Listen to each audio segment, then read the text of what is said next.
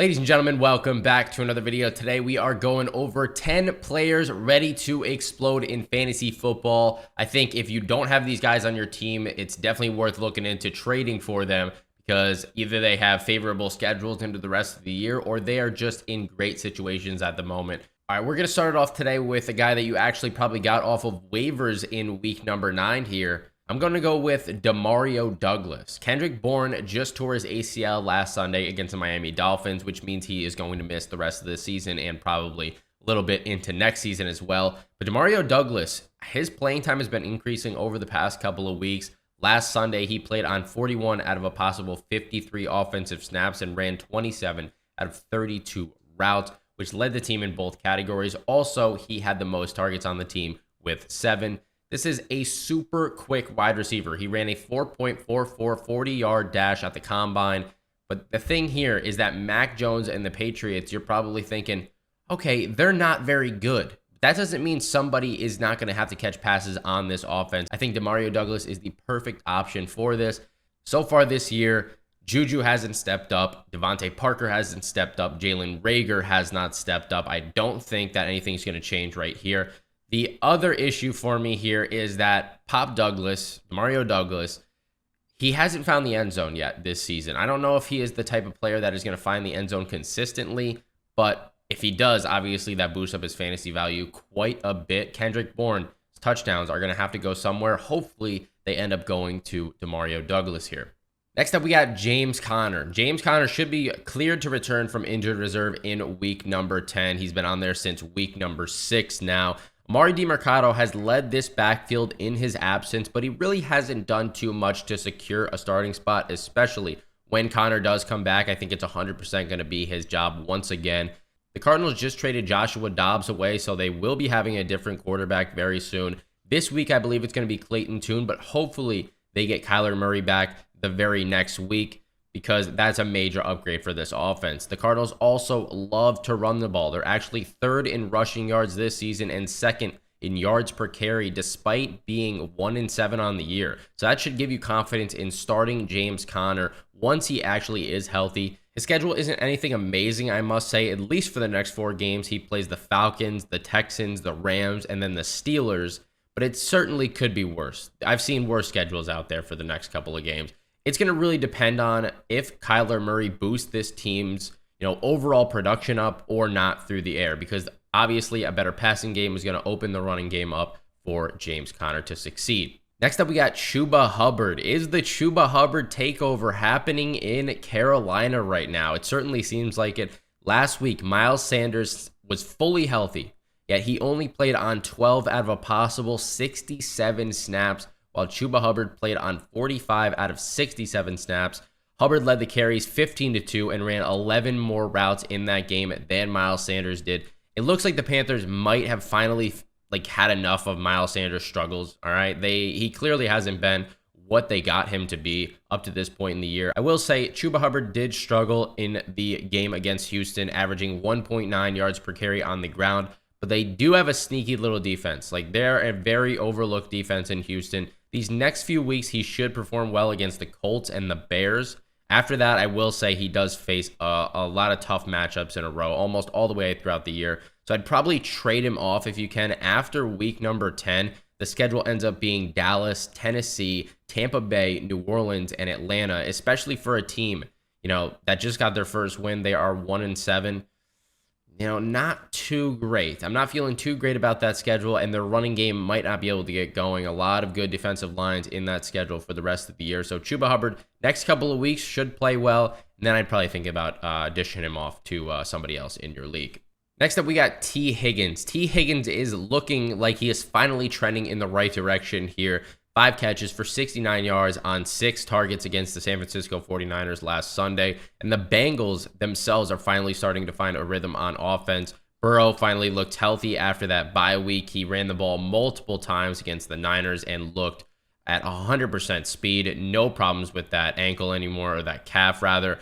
Even Joe Mixon had a great day, which was awesome to see for every Bengals fan out there. In my opinion, this is the perfect time to be buying into T. Higgins. It was never a question of if his targets were there. So far up to this point in the season, it was a matter of Joe Burrow and his accuracy throwing to T. Higgins.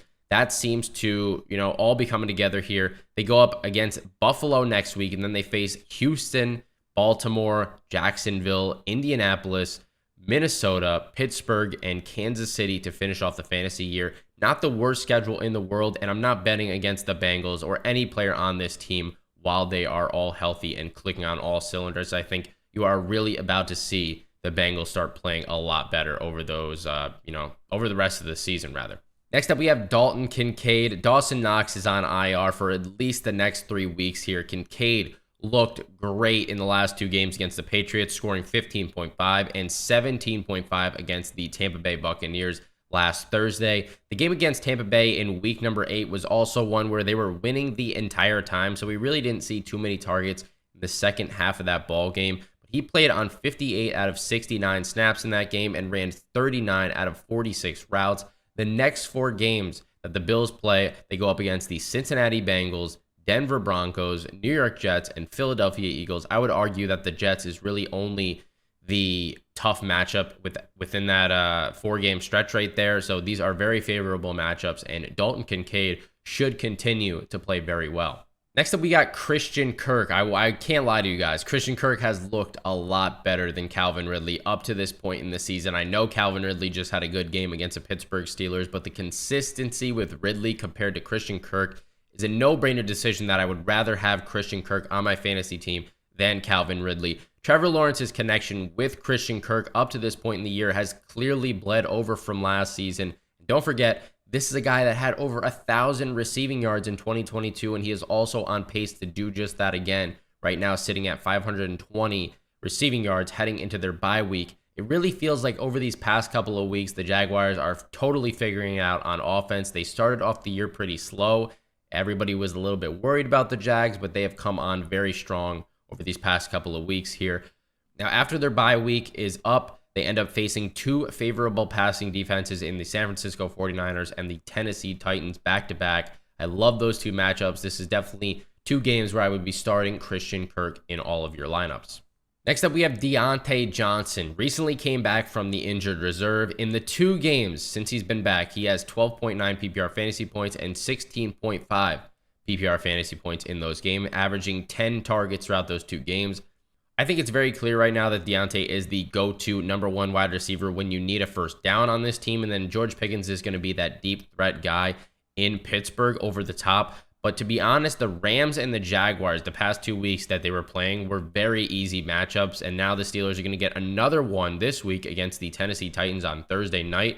The rest of the season schedule for the Steelers isn't bad either. We're looking at the Packers, Browns, Bengals, Cardinals, Patriots, Colts, Bengals again, and then the Seahawks to finish out the season. So not the worst, but also not the best. I do believe in Diontae Johnson to stay consistent with those targets, though. And hopefully this man can find the end zone for once this season. Maybe even 3 touchdowns would be great for Deontay's value into the rest of the year. Next up, we have Hollywood Brown. Obviously, we just talked about Dobbs no longer being the quarterback in Arizona. You're going to most likely have one more rough week with Marquise Brown because they're going to play Cleveland, and Clayton Tune is going to be the quarterback here. After that, Kyler Murray should be the quarterback of this team once again. And even though Dobbs has been consistent so far up to this point in the year, Brown has still been a solid option. He's ranking just outside the top 20 so far, and I could easily see that going up to the top 15 rest of season once Murray is actually the quarterback here. He is clearly the number 1 receiving option on this Arizona Cardinals team right now, and his schedule after week 12 consists of the Rams, Steelers, 49ers, Bears, and the Eagles, all very easy matchups after week 12. So Brown, if they can get on the same page, Brown and Murray, once again like they did last season, he's going to be deadly in your fantasy football playoffs. Next up, we have Garrett Wilson. 5 out of the 7 weeks so far that the Jets have played, Wilson has scored over 14 PPR fantasy points. Now, I know that is nothing compared to the 1st or 2nd round draft pick that you selected Garrett Wilson for in your fantasy leagues when you thought Aaron Rodgers was going to be the starter throughout this whole entire season. But you're going to take those numbers compared to what it could have been. There were some games early on where it looked like all hope was lost. As dumb as it sounds, Zach Wilson is looking a little bit better than he was at the beginning of the year. Even though they just had an absolute punt off against the New York Giants last Sunday, Wilson still had 13 targets, 7 catches for 100 yards in that game. Other than the target share that Wilson earns, I also love the schedule heading into the rest of the season for the New York Jets. It includes the Chargers, Raiders, Bills, Dolphins. Then you get a couple tough games here with the Falcons and the Texans, but then back to some easy matchups with the Dolphins and the Commanders, and then finish it off with a tough matchup against the Cleveland Browns. So most of those games are favorable for Garrett Wilson. I'd definitely be starting him at least in the first 2 weeks of your fantasy football playoffs. So go out, get yourself some Garrett Wilson. As long as Zach Wilson can be decent, then Garrett Wilson should be a, locked and loaded starter in your fantasy football lineups here. Last but not least, we have DK Metcalf. Now, I can't lie, DK is another player that hasn't really lived up to the hype in preseason when he was drafted. He is currently ranking 44th out of all receivers heading into week number 9. But the good news is that last week he saw 14 targets, which was easily the most out of any receiver on the Seahawks. Also showed that he was healthy after missing week number 7 due to an injury. The reason that I really like DK heading into the rest of the season, of course, is the schedule. Once again, we're going to talk about that, and the target share that he is currently receiving. He faces the Ravens, Commanders, Rams, 49ers, Cowboys, 49ers, Eagles, Titans, and then the Steelers to finish off the year. So a pretty easy schedule, and he is, of course, the #1 option in Seattle for the rest of this season. Anyways, guys, if you have any of these guys on your roster, let me know who you got. If you are going to trade for any of these guys on this list, let me know who you are going for. And of course, as always, drop a thumbs up on this video. Subscribe to the channel if you are new. I will catch you in the next video. Peace.